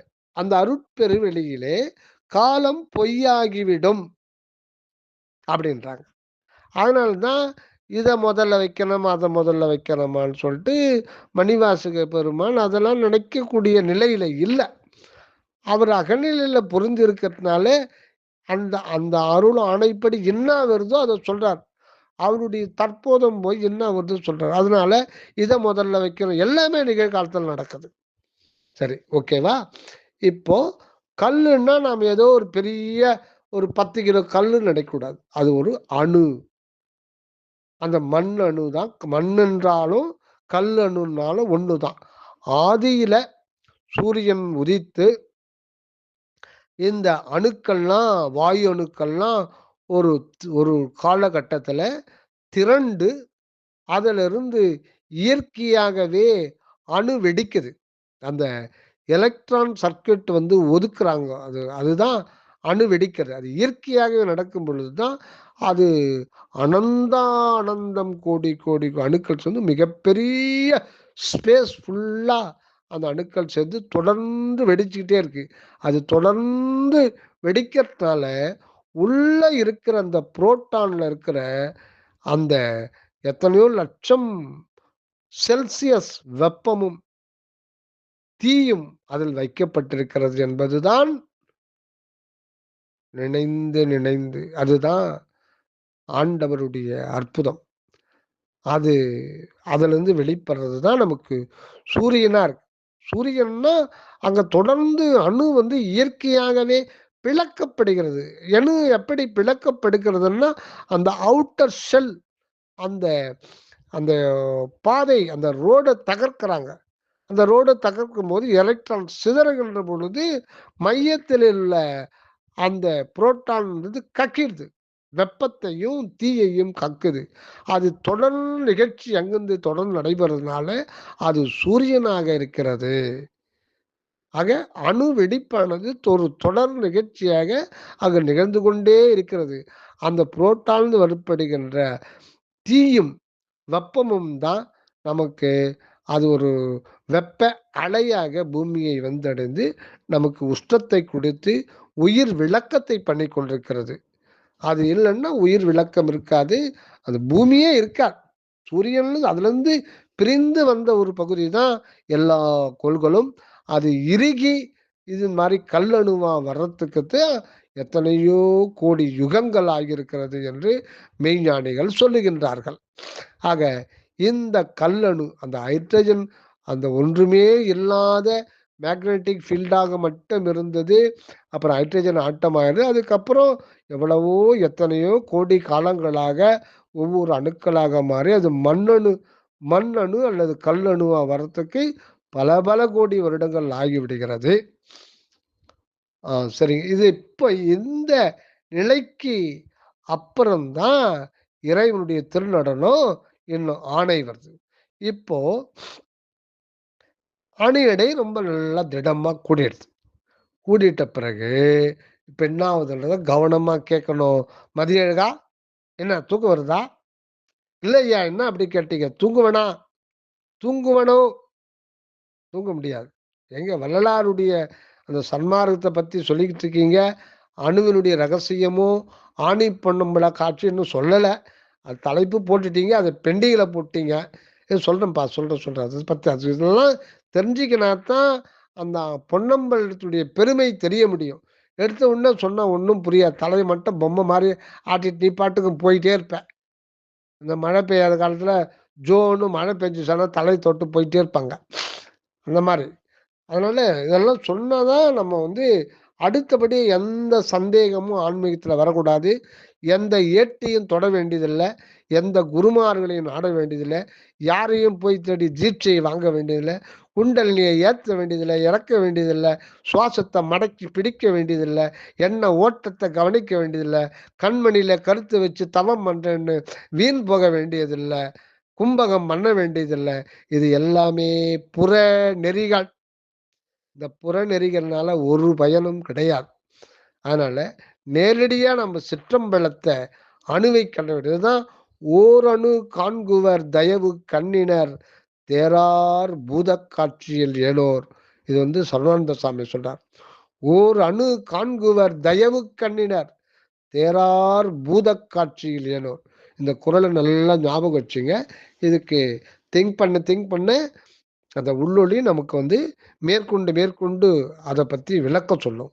ஓரணு காண்குவர் தயவு கண்ணினர் தேரார் பூதக் காட்சியில் ஏனோர் அப்படின்ட்டு. அப்போ இப்ப இனி இதுவரையெல்லாம் உங்களுடைய இதெல்லாம் ஒரு பிறப்பு மாதிரி தான். ஆனா இதுக்கப்புறம்தான் அந்த இடைநிலையில மிக மிக மிக மிக மிக அணுவளவு உயிர் சக்தியானது ஆண்டவர் வெளிப்படுத்துகின்றார். அந்த உயிர் சக்தி எங்கிருந்து வருதுன்னா அந்த தலைப்பகுதியாகிய உள்ளொளி இடத்திலிருந்து அது வருது. அது ஏற்கனவே இந்த இடைப்பகுதியில இருக்கு. அதை வெளிப்படுத்துகின்றார். அதை வெளிப்படுத்துகின்ற பொழுது என்ன ஆகுது? அதியழகா என்ன ஆகும்? தெரியலையா? தெரியல. நீ சொன்னான்னு சொல்றேன். இதுதான் சாமி சொல்லியிருக்கார். இப்போ அது வெளிப்படும் பொழுது என்ன ஆகுதுன்னா, அந்த கல் அணுவிலே இருந்த எலக்ட்ரான், புரோட்டான், நியூட்ரான் இதெல்லாம் வந்து விடை பெற்றுக் கொள்ளும். அதெல்லாம் ஒண்ணும் இருக்காது. அதை அழிக்காமையே அது வந்து விடை பெற்றுக் கொள்ளும். அது காணாம போயிடும். அந்த இடத்துக்கு பதிலு அது என்ன பண்ணும்னா, அந்த அந்த எம்ப்டி ஸ்பேஸ் வந்து பல கோடி அணுக்களை, பல லட்சம் கோடி அணுக்களை அந்த அணு வெளிவந்த பொழுது, அந்த இடத்துல அது வந்து ஒரு செல்லாக மாறிடும். ஒரு செல். அதுதான் பாக்டீரியா, நுண்ணுயிர்கள். பாக்டீரியா, வைரஸ் அது எத்தனையோ இருக்கு. அதுவே இனப்பெருக்கம் செஞ்சோம். அதுக்குள்ளவோ அருட்பெருஞ்சோதி ஆண்டவர் பரிபூரணமாக இருக்கிறார். எந்த அருட்பெருஞ்சோதி ஆண்டவர் வரலாறுக்குள்ள இருந்தாரோ அதே அருட்பெருஞ்சோதி ஆண்டவர் தான் ஒரு பாக்டீரியானுக்குள்ள இருக்கார். இப்ப தைரஸ்குள்ள எடுத்துக்கினா பல பில்லியன் பல பில்லியன் வைரஸ்கள் நல்ல பாக்டீரியாக்கள் இருக்கும். ஒவ்வொன்றுக்குள்ள அருட்பெருஞ்சோதி ஆண்டவர் இருக்கார். ஒவ்வொன்றுக்குள்ள அருட்பெருஞ்சோதி நடராஜ பெருமான் திருநடம் புரிகிறார். மதியழகா என்ன ஐயா தலை கொஞ்சம் சுத்தரமா இருக்கு. சுத்தட்டும். சுத்தனாதான் உருக்க வரும். சுத்தட்டும். ஏன்னா சோமசுந்தரம் உனக்கு இதாவதா? ஏன்னா பேய் அறிஞ்ச மாதிரி இருக்க. ஐயா இதெல்லாம் நம்ப முடியல ஐயா. நம்ப முடியாது. அதனாலதான் இதெல்லாம் பார்த்து போல எல்லாம் தானா நடக்குதான். அதெல்லாம் நம்ப மாட்டான். எப்படி நம்ப முடியும்? அளவுக்கு மீறி ஓ அந்த ரகசியம் வந்து இவ்வளவு ரகசியம் இருக்கும்போது ஆம், நம்ப முடியாது. நம்புறது என்ன நம்புற மாதிரி அவருடைய ஆற்றல் மன சக்திக்கெல்லாம் கற்பனைக்கெல்லாம் அணுவளவு கூட எட்டாதுதான் அந்த அருட்பெருஞ்சோதி நடராஜருடைய வல்லபம், அருள் வல்லபம். சரி, நம்ம அடுத்த இதுக்கு போவோம். இன்னொரு அந்த வைரஸ், பாக்டீரியா இப்படியே பல கோடி காலம் அது வாழ்ந்துகிட்டு இருக்கு. ஆனா அதுக்கு வந்து எந்த ஒரு உணர்வும் கிடையாது. ஆனா அது மூவிங் ஆகும். அது வந்து கேரக்டர் இருக்கும். அது ஒரு செல்லா அது ஒரு உயிரி தான். ஆனா நுண்ணுயிரி. ஆனா அதுக்குள்ள வந்து துன்பத்தையோ, இன்பத்தையோ அது உணர முடியாது. ஆனா அது ஒரு உயிரினம் தான். அது ஒரு உயிரி. அதுக்கு பேர் நுண்ணுயிரி. அதுக்கு சாப்பிட்டுக்கும், கொள்ளுக்கும். ஆனா பசின்றது ஒரு உணர்வு அது கிடையாது. ஆற்றல் மட்டும் வெளிப்படுகுது. ஆனா உணர்வு வெளிப்படல. அதுல வந்து உயிர் சக்தி வெளிப்படும்போது உயிர் இருக்கு. ஆற்றல் வெளிப்படுது, வடிவம் வெளிப்படுது. ஒவ்வொரு பாக்டீரியா எத்தனையோ பாக்டீரியா இருக்கு, எத்தனையோ வகை அமீபா இருக்கு, வைரஸ் இருக்கு. ஒன்னொன்னுத்துக்கு வடிவம் ஏற்படும். அந்த வடிவத்தை நிச்சயம் பண்றது எது அப்படின்னு கேட்டீங்கன்னா, அந்த இடைநிலையில் இருக்கின்ற ஒன்று. அந்த இடத்துல தான் எல்லாத்தையும் அந்த அது ஒரு பாக்டீரியாவோ, அது என்ன வெரைட்டி, அதுக்கு வடிவத்தை நிச்சயம் பண்றது அதுதான். அந்த வடிவத்தில் இந்த செல்லு போய் பதிந்ததுன்னா அதுக்கேற்ற மாதிரி ஒரு வடிவம் ஏற்படும். ஆக புறத்தில் வடிவம் நிச்சயிக்கப்படுவதல்ல, இடைநிலையில் இருந்த உயிராற்றல் தான் அதிசுக்குமாக அந்த வடிவத்தை நிச்சயம் செய்கிறது.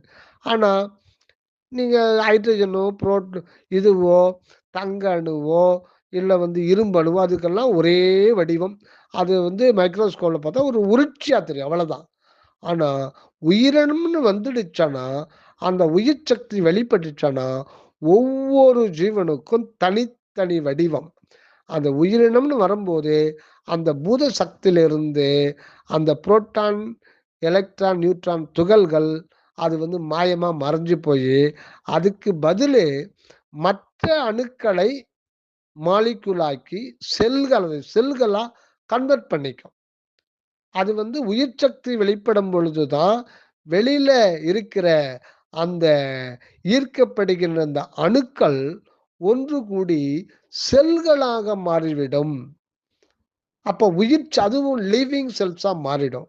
அதுதான் இதனுடைய வடிவமாக மாறும். அப்படி மாறின முதல் வடிவம் தான் அருகம்புல்லு, புல்லு, பூண்டு, செடி, கொடி, மரம். அப்போ அதுல எத்தனை கோடி கோடி லட்சம் கோடி கோடி கோடி செல்கள் இருக்கும். ஒரு செல்லுல 50 லட்சம் கோடி அணுக்கள் இருக்கும். அது எல்லாம் ஒவ்வொன்னுத்திலயும் ஆண்டவர் இருக்கார். இதெல்லாம் ம் நினைச்சு உருகணும் அப்படின்றார் வள்ளலார். அப்போ அந்த காலகட்டத்திலே இந்த ஆண்டவருடைய இவ்வளவு புற உண்மையும் வெளிப்படுத்தப்படவில்லை. வள்ளலார் அந்த 1874ல திரிதேக சித்திநிலை அடைந்த பிறகுதான் மொத்தம் இந்த ஆண்டவர் வெளிப்படுறார் அப்பதான். அதனால அங்கங்குள்ள மனித மனத்துல இது ஒவ்வொரு பொருளையும் பார்த்து இது என்ன ஏன்னு சிந்திக்க ஆரம்பிச்சான் மனிதன். ஆக ஆண்டவருடைய முனைப்பினாலே அவருடைய புற உண்மைகள் எல்லாம் கொஞ்சம் கொஞ்சமாக வெளிப்படுத்த தொடங்கின மனிதனுடைய மனத்திலே. அதனாலதான் எப்பொழுதும் இல்லாத மனித இனம் மட்டும் தோன்றி 40 லட்சம் வருடங்கள் ஆகி இந்த போன நூற்றாண்டுல தான் ஆரம்பத்துல இருந்து தான் அது வெளிப்பட ஆரம்பிச்சு. அதுக்கு முன்னாடி கொஞ்சம் கொஞ்சம் இருந்துட்டு இருக்கு. கொஞ்சம் கொஞ்சம் கண்டுபிடிச்சிட்டே இருந்தாங்க. இருந்தாலும் அது எல்லாமே அந்த ஆடு மாடு மேய்ச்சிக்கிட்டு இப்படியே வாழ்ந்துட்டு இருந்தாங்க. போன நூற்றாண்டுலையும் 18ஆம் நூற்றாண்டு இறுதியிலையும் 19ஆம் நூற்றாண்டு ஆரம்பத்திலிருந்தே அந்த புற உண்மைகளை ஆண்டவர் வெளிப்படுத்த தொடங்கினார். அது புறத்துல நாம இவங்க கண்டுபிடிச்சாங்க, அவங்க கண்டுபிடிச்சாங்க, இந்த விஞ்ஞானி கண்டுபிடிச்சா, அந்த விஞ்ஞானி கண்டுபிடிச்சா நாம சொல்லிட்டு இருக்கோம். அது உண்மை கிடையாது. ஆண்டவர் தனது உண்மையை உலக மக்களுக்கு இந்த புற உண்மை வெளிப்படுத்துகின்றார். அதற்கு ஒவ்வொரு மனித மனத்தையும், பக்குவ மனித மனத்தையும் ஆட்கொண்டு அவங்களுக்குள்ள சிந்தனையை தூண்டிவிட்டு அவங்கள ஆய்வுக்கு உட்படுத்தி அந்த உண்மையை ஆண்டவர் வெளிப்படுத்திக் கொள்கின்றார். தன்னுடைய உண்மையை மனிதர் மூலமாகவே அவர் மூலமா தான் வெளிப்படுத்தணும். அந்த ஒரு நிலையில தான் எல்லாமே வெளிப்பட்டது. ஆக இப்போ அந்த ஒரு அதுதான் ஓரறிவு புல்லு பூண்டு செடி. அது தொட்டா இப்ப தெரிஞ்சுக்க அந்த அணு. இப்ப அந்த அணு இப்போ இது எடுத்துக்கிறோம். புல்லு, பூண்டு, செடி, கொடி, மரம். இதெல்லாம் அந்த அணு இப்ப எங்க இருக்கு? இப்ப அதுக்கு பேரு ஆன்மனுன்னு தான் சொல்லணும். இப்போ அது அணுன்னாலே அது ஆன்மா தான். அதுதான் 3வது கடைநிலையில இருக்கிறது தான் அது பூத சக்தியா இருக்கு. இப்ப அது புரோட்டான், நியூட்ரான் அந்த வாழ்க்கையில அதுக்கு முடிஞ்சு போச்சு. இப்ப அது ப்ரமோஷன் கிடைச்சு, இப்போ அந்த இடத்துல பல கோடி, லட்சம் கோடி அந்த புரோட்டான் கொண்ட அந்த இத தனக்கு உடம்பாக்கி செல்லாக்கி கொண்டு உடம்பாக்கிக் கொள்ளுகிறது. அதுக்கு காரணம் அந்த உயிர் சக்தியில அந்த ஆற்றலை அந்த உள்ளொளி முதல் நிலையிலிருந்து உள்ளொளி நடராஜர் வெளிப்படுத்த அது ஒரு தேகமா சூழுது. எவ்வளவையும் உள்ளொளி அது அமைதியா பேரமைதியில இருந்து அது ஒவ்வொரு வினாடியும் அதுக்கு அனுபவத்தை கொடுத்து கொண்டே இருக்குது. இப்பதான் அந்த இடைநிலையில அனுபவம் என்கின்ற ஒன்று துளிர்க்க ஆரம்பிக்கின்றது. இவ்வளவு காலம் அது ஜடமாகவே இருந்தது. அது உணர்வு நிலைதான் என்றாலும், அதை தான் நடுவுல இருக்கிறது தான் ஆன்மா. அதுதான் ஜீவன். அதிலேயே 2 கூறு இருக்கு. நித்திய ஜீவன், அநித்திய ஜீவன் சொல்லிட்டு அந்த இடைநிலையே 2 பிரிவா இருக்கு. அந்த இடைநிலையில இருக்கிற அந்த அணுவினுடைய இடைநிலை தான் உணர்வு என்று சொல்லலாம். அதுதான் உயிர் உணர்வு. அங்கிருந்து இந்த உயிர் உணர்வுல மெயினா 4, 5 இது வரும். அதுல உயிர், அப்புறம் ஆற்றல், அப்புறம் உணர்வு, வடிவம். இதுதான் அருவுருவ நிலை. அருவுருவ நிலை. இந்த அருவுருவ நிலை தான் அந்த உள்ளொளி. அந்த 2வது நிலை அதனுடையது தான். ஆனா அந்த உணர்வு இடைநிலையில தன்னை முதல்ல மறைச்சுக்குது. அந்த முதல் நிலையை காட்டாது. ஏன்னா அதுக்கு ஒரு காரணம் இருக்கு. அது முழுமையா அது பக்குவம் அடைஞ்ச பிறகுதான் அது தன்னுடையது அப்படின்னு சொல்லிட்டு அதை மாத்திக்கும். அது வரையில அது புற உலகத்து அனுபவத்தை தான் அது பெற்றுக்கொள்ளும். ஆக இடைநிலைக்கிற ஒன்றில் தான் நம்ம உலகியல் அனுபவமானாலும் சரி, அது அந்த கடைநிலையில் இருக்கிற ஒன்று இப்ப நமக்கு உடலாக மாறிவிடும். அந்த உடல் அந்த நான் இடைநிலைக்கிற அந்த உணர்வானது இப்ப உடலை சார்ந்து இருக்கும்படி தான் ஆண்டவர் செய்திருக்கிறார். அந்த உடல்ல தான் நமக்கு புலனறிவுகள் விளங்க ஆரம்பிக்கும். புலனறிவுகள் அது விளங்க ஆரம்பிக்கும். அது புறத்திலிருந்து தான் அந்த அறிவு வளர ஆரம்பிச்சு. எதுக்குன்னா, அந்த இடைநிலையில தான் அந்த ஆண்டவர் தனது உண்மையை வெளிப்படுத்திக் கொண்டு, அவர் அந்த சச்சிதானந்த இன்பத்தை அவர் வாழ்விலே லைஃப் எக்ஸ்பீரியன்ஸ்ல கொண்டு வரத்துக்குத்தான் இவ்வளவு ஏற்பாடும். அதனால உயிர் என்பது அவருடையதானே தவிர யாருடையதே கிடையாது. நம்ம ஏற்கனவே பார்த்த அந்த அணுன்றது அது 3 பகுதிகளை கொண்டது. முதல்ல இருக்கிறது தான் பதின்னு சொல்றோம். அந்த அணுவினுடைய இடைநிலை பகுதி தான் பசு என்கின்ற ஆன்மா சொல்றோம். கடைநிலையில் தான் பாசம் என்கின்ற உடல் என்று சொல்றோம். ஆக அந்த ஒரு அணுவை எடுத்துக்கிட்டோம்னா கடைநிலையில இப்ப அந்த புரோட்டான், எலக்ட்ரான் நிலையெல்லாம் மாறி இப்ப மற்ற கோடிக்கணக்கான லட்சம் கோடிக்கணக்கான அந்த அணுக்களை செல்லாக்கி கொண்டு பல லட்சம் கோடி செல்களை சேர்ந்து உடலாக்கி கொண்டு அதிலே உடல் உறுப்புக்கள் ஆக்கி கொண்டு அந்த ஒவ்வொரு உடல் உறுப்புகளையும் எத்தனையோ இயக்கங்களையும் செயல்பாடுகளையும் எல்லாம் ஆக்கி கொண்டு அது இந்த உடலே இப்ப அந்த அணுவுக்கு கடைநிலையா இப்ப மாறி இருக்கு. அப்படி அதுக்கு இது மூலமா தான் அதுக்கு இடைநிலையில் இருக்கிற உணர்வு சிறிது சிறிதாக ஏற்படுது. ஆக இடைநிலை என்பது எதற்காகன்னா, அந்த ஆண்டவர் தன்னுடைய உண்மையை இடைநிலையில் தான் வெளிப்படுத்த முடியும். அங்க தான் வெளிப்படுத்தணும். ஏன்னா, அவர் ஒரு தானே ஒரு 2 ஆகிய ஜீவனாக வந்து தான் தன்னை தானே அனுபவிக்க முடியும். ஆக இறைவனே அந்த ஜீவனாக இருந்துதான் தன்னைத்தானே அனுபவிக்கணும். 2 பேர் வேணும் இல்லையா? ஆனா 2 பேர்ன்றது இயற்கையில கிடையாதே. ஒண்ணு தானே.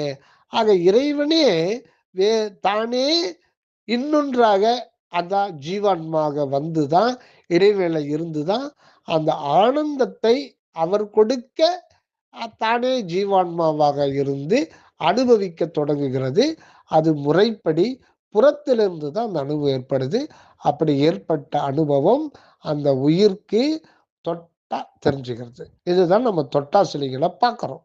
தொட்டாசிலிங்கின்னு ஒரு செடி இல்லைன்னா அந்த மனிதன் செடிக்கு தொடு உணர்வு உண்டு என்பதை புரிந்து கொள்ள முடியாது. ஆக இறைவன் தன் தனிப்பெரும் கருணையினால அது அந்த செடிக்கு கூட அந்த உணர்வு இருக்கின்ற மனிதன் ஆடு மேய்க்கிற சிறுவன் கூட புரிஞ்சுக்கணும்ன்றதுனாலேயே ஒரு தொட்டாசிலிங்கி போன்ற இனங்களை ஆண்டவர் தோற்றுவிக்கிறார். எல்லாமே ஒரு காரண காரியத்தோட அணுவும் பிசகாம நடந்து வருது. இப்படியே பல கோடி வருடங்கள் பல பிறவிகளை ஒவ்வொரு பிறவிகளையும் சென்றாக வேண்டும். அது ஒரு மாமரமாக இருந்திருக்கும், நம்ம ஆலமரமாக இருந்திருக்கும், அரச மரமாக இருந்திருக்கும், அவரை கொடியாக இருந்திருக்கும், பூசண கொடியாக இருந்திருக்கும், புல்லாக இருந்திருக்கும், கம்பு பயிராக இருந்திருக்கும், கரும்பு பயிராக இருந்திருக்கும். எல்லாத்துலேயும் போய் தான் வரணும். கம்ப்ளீட்டாக போய் அந்த ஓரறிவு கம்ப்ளீட்டாக நிறைவாகிறதுக்கு எத்தனையோ லட்சம் வருடங்கள் ஆகின்ற அது கம்ப்ளீட்டாக நிறைவான பிறகு தான் அந்த உயிர் சக்திக்கு இன்னொரு அறிவு அது அனுபவிக்க முடியும். அப்புறம்தான் 2 அறிவு புலன் உணர்வு கொண்ட பிறப்புக்கு மாறுபடும்போது தேகம் அது உயிர் சக்தியை விட்டுட்டு அடுத்ததுக்கு வந்துடுது. அப்படி வரும்போது தான் கடல் வாழ் உயிரினங்கள் அது நிறைய இருக்கு. அதுக்கு திண்டுக்கல் சுவாமி சரவணானந்தா அவர்கள் இந்த சங்கு, சிப்பி அந்த மாதிரி உயிரினங்கள் அதுலேயே பல லட்சக்கணக்கான மொத்தம் உயிரின வகைகள் தேக வகைகள் பார்த்தோம்னா 84 லட்சம் வகை. இப்போ எறும்புன்னா அது ஒரு வகை. அதில் அனந்தா அனந்தா கோடி கோடி கோடி உயிரினங்கள் இருக்கு. இப்படி அந்த வகைகளை பார்க்கும் பொழுது 84 லட்சம் யோனி பேதங்கள்லாம் நம்ம கடந்து வந்திருக்கோம். இதுதான் ரொம்ப ரொம்ப இது. ஆனா இது எல்லாமே நிகழ்காலத்தில் தான் நடந்து கொண்டிருக்கின்றது.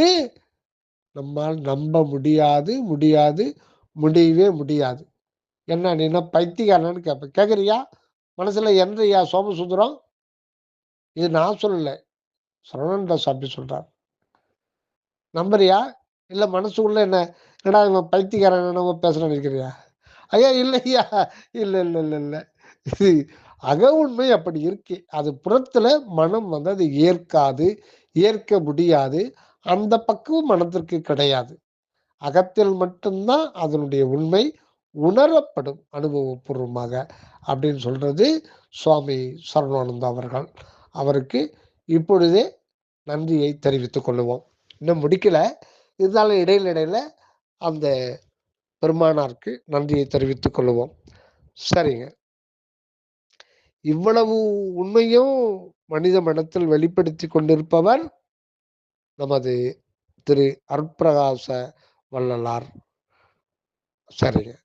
அப்புறம் 2 பிறவி. அது முடிவதற்கு பல லட்சம் வருடங்களுக்கு அப்புறம்தான் இதை அதுல சுவை உணர்வு வந்துடுது.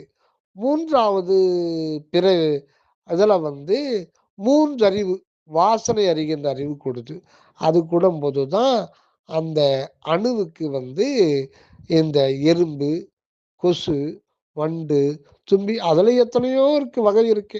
லட்சக்கணக்கான வகை இருக்கு. அது ஒவ்வொன்றுத்திலையும் போய் தான் வரணும்.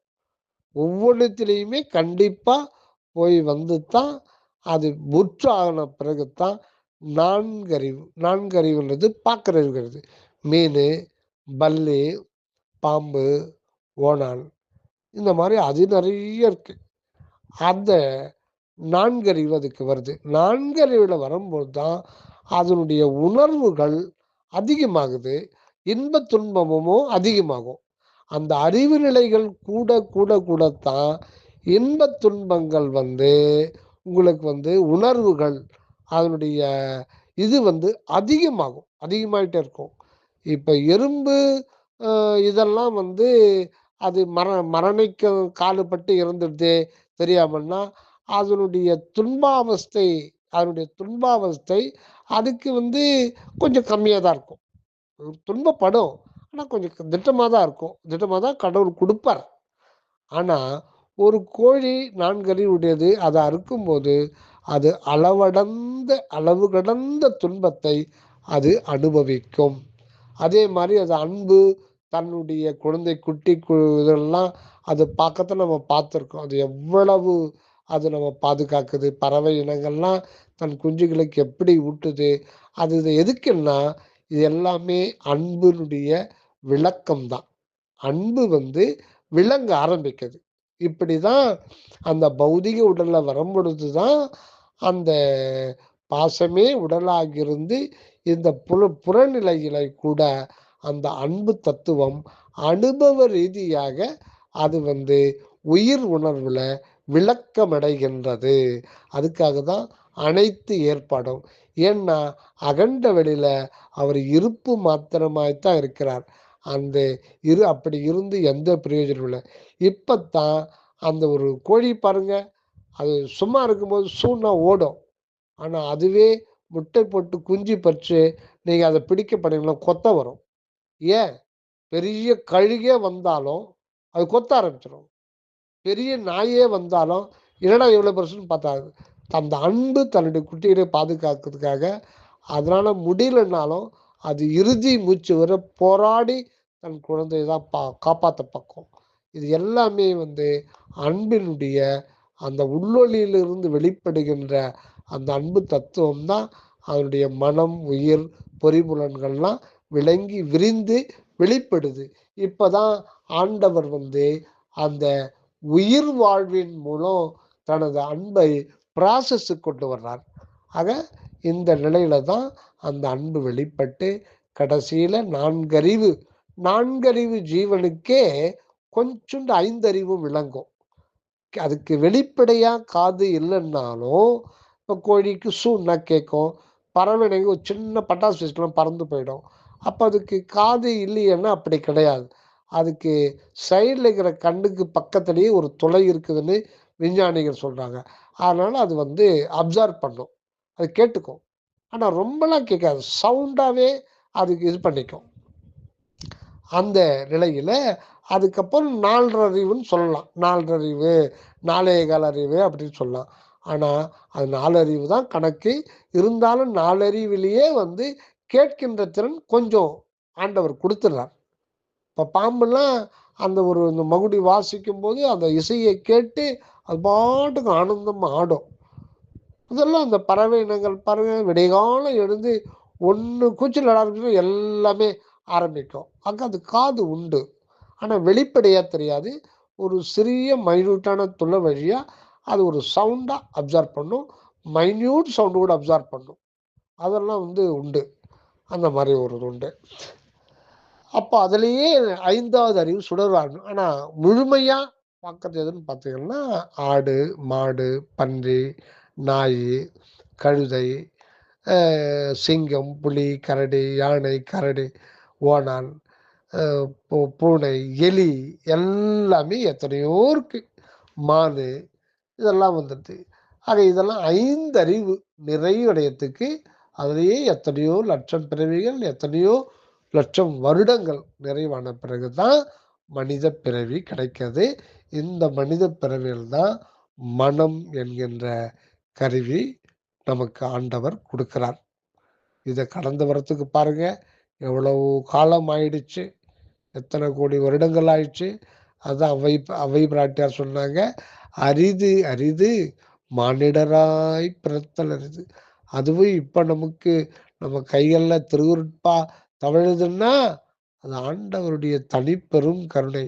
ஏன் அப்படின்னா மனித பிறவி மட்டும் 100க்கு மேலானது அப்படின்னு சொல்றாங்க. அது சரியா தெரியல, அதை ஞானிகள் வெளிப்படையா சொல்லல. ஏன்னா 5 அறிவு முற்று பெறுவதற்கு எத்தனையோ கோடி பிறவிகள் கடந்து வந்தது. இந்த 6வது அறிவாகிய மனம் ஆரம்பத்துல அது ஒண்ணுமே இல்லாம அது ஒரு கடின நிலையில தான் இருக்கும். அந்த நிலையிலிருந்து கனிவு நிலைக்கு வர்றதுக்கு பற்பல பிறவிகள் தேவைப்படுது. ஆக 100 பிறவிகளுக்கும் மேல இருக்கலாம் பக்குவப்படுறதுக்கு. ஆனா இதுக்கு இத்தனை பிறவிகள் இருக்குது அப்படின்றத ஞானிகள் இதுவரையில சொல்லியதாக தெரியலை. ஏனென்றால் அது கடவுளுடைய ஆணை சொல்லக்கூடாது என்பது. ஏன்னா நமக்கு பயம் ஏற்பட்டுடும். எத்தனை பிறவிகள் ஒரு பக்கம், இன்னொன்று சோம்பல் வந்துடும். அடப்படா அது பக்குவப்படுறதுக்கு இப்போ வரலாறு மாதிரி அந்த நிலை அடைகிறதுக்கு இன்னும் 15 பிறவி ஆகும் அப்படின்லாம் இது பண்ணுறோம். அதனால அதை சொல்லக்கூடாது என்பது ஆண்டவருடைய ஆணை. ஏன்னா நமக்கு அதுக்கு பக்குவப்பட்ட பிறகு தான் நமக்கு இந்த திருவருட்பாவே நமக்கு கைக்கு கிடைக்கும். அதனால இது கிடைச்ச உடனே நமக்கு அந்த இரவா நிலைக்கு முயற்சி பண்ண வேண்டியது நம்முடைய பொறுப்பு இருக்கு. அதுக்கு நம்ம அடுத்த பிறவின்னு சொல்லிட்டு நம்ம சாக்கு போக்கு தள்ளக்கூடாது. அது கிடைக்குதோ கிடைக்கல அது வேற விஷயம். அது கடவுளுடைய விருப்பம். ஆனா அதுக்கு முயற்சி பண்ண வேண்டியது, இந்த வினாடியிலிருந்து முயற்சி பண்ண வேண்டியது ஆண்டவருடைய அருள் ஆணை. நடராஜருடைய அருள் ஆணை. ஏன்னா அவர் தான் இங்க வாழ வந்திருக்கார். அவருக்கு அந்நியமா யார் எந்த ஒரு உயிரோ, எந்த ஒரு பூத அணுவோ, எந்த ஒரு அண்டமோ, எந்த ஒரு மனிதரோ யாருமே கிடையாது என்பதுதான் அற்புதம், அற்புதம், அற்புதம். ஏன்னா அங்க இருக்கிறது அன்பு சத்துவம் என்கின்ற ஒரு இயற்கை உண்மை வெளிதான் எங்கும் நிறைந்து அனுபவத்திற்காக அது அணு வடிவம் கொண்டு இங்கே இவ்வளோ காலம் கடந்து இப்பொழுதுதான் அது கடைந்திருக்குது. இது வந்திருக்கு. இப்ப நமக்கு கொடுக்கப்பட்டுள்ள பிறவி ஒன்னுத்துக்காகவும் கிடையாது. ஒன்லி ஃபார் அட்டைனிங் த டெத்லெஸ்னஸ், மரணமில்லா பெருவாழ்வு அடைவதற்காக மட்டும் நம்ம இப்போ இந்த மனித சூழலில் வருவிக்கப்பட்டு தக்க ஒரு சூழ்நிலையை வழங்கப்பட்டிருக்கின்றோம் என்பதை நாம் உணர்ந்து கொள்ள வேண்டும். அதனால்தான் வள்ளல் பெருமான் பிறந்த இப்பிறப்பில் தானே நித்திய மெய்வாழ்வு பெற்றிடலாம் கண்டீர் அப்படின்றார். பிறந்தவரை நீராட்டி பெருங்க வளர்க்கின்றீர், இறந்திடும்போர் அன்றுகின்றீர், இரவாத பெருவரம் நீ ஏனடைய மாட்டீர் அப்படின்றார். அதனால இந்த பிறை வழங்கப்பட்டதே வேறொன்றுக்கும் இல்லை, மரணமற்ற நிலையை பெற்றுக்கொள்வது. அதாவது இத்தனை கோடி பிறவிகள் தேக மாற்றம் மாற்றம் மாற்றம் மாற்றம், இறந்தால் பிறப்பு, பிறந்தால் இறந்தால் பிறப்பு, பிறந்தால் இறப்பு, இறந்தால் பிறப்பு, இறப்பு, பிறப்பு, இறப்பு, இந்த கடலை கடக்க முடியாது. இப்பொழுது நாம் இதை கடக்க வேண்டிய கட்டாயத்துக்கு வந்திருக்கிறோம். இல்லைன்னா மீண்டும் மீண்டும் அந்த நிலையை அடையிற வரையில ஆண்டவர் பிறப்பு இறப்பை கொடுத்து கொண்டே தான் இருப்பார். அதனால இப்பொழுது நமக்கு அந்த வாய்ப்பு கிடைக்கும், அதை பயன்படுத்தி கொள்ள வேண்டும் என்பதுதான் வள்ளல் பெருமானுடைய அருளானை. அதுக்காகத்தான் நமக்கு திருவருட்பாவே வழங்கப்பட்டிருக்கு. திருவருட்பா என்பது ஏதோ மற்ற நூல்களை போன்ற ஒரு சாதாரணமானதல்ல. இது இறைவனே நேரடியாக மனித குலத்துக்கு தனிப்பெரும் கருணையினாலே வழங்கப்பட்டதுதான் அந்த திருவருட்பா. அதற்கான விளக்கத்தை அதே தனிப்பெரும் கருணை ஆண்டவர் தான் திண்டுக்கல்லிலிருந்து தயாநிதி சுவாமி சரவானந்த அவர்கள் மூலம் இவ்வளவு விளக்கத்தையும் நமக்கு மிக தெளிவாக கருணையினாலே சொல்லியிருக்கிறார். ஆக இனி நாம் 5வது பதிவுக்கு நம்ம இந்த நினைக்க போகிறோம். இப்போ 5வது பதிவிலிருந்து நம்ம அந்த ஆணி பொன்னம்பலத்தை கண்ட காட்சிகள், அந்த காட்சிகளை பற்றி இனி இப்பொழுதுதான் படுறோம். சரியா சோமசுந்தரம்? சரி ஐயா. நான் மதிய எழுகான் ரெடியா? ரைட். 5வது பதிவுக்கு போகலாம். நமக்கு நேரம் ஆயிடுச்சு. இந்த 5 இல்லை 6ல் இதை முடிச்சிருவோம். ஏன்னா மக்கள் வந்து வெயிட் பண்ணிட்டு இருக்காங்க, பசியோடு இருக்காங்க. அதுக்கு மேலே மாணவர்கள்லாம் தாங்க மாட்டாங்க. இப்போவே சில பேர் கிளம்பிட்டு இருக்காங்க. இருந்தாலும் தாய்மார்கள்லாம் கேட்டுக்கிட்டு தான் இருக்காங்க. ஆனால் ரொம்ப சந்தோஷம், மிக்க நன்றி. அடுத்த பதிவுக்கு போவோம். தயவு எல்லாரும் கொஞ்சம் ஏதாவது டீ சாப்பிட்டுங்க தயவு.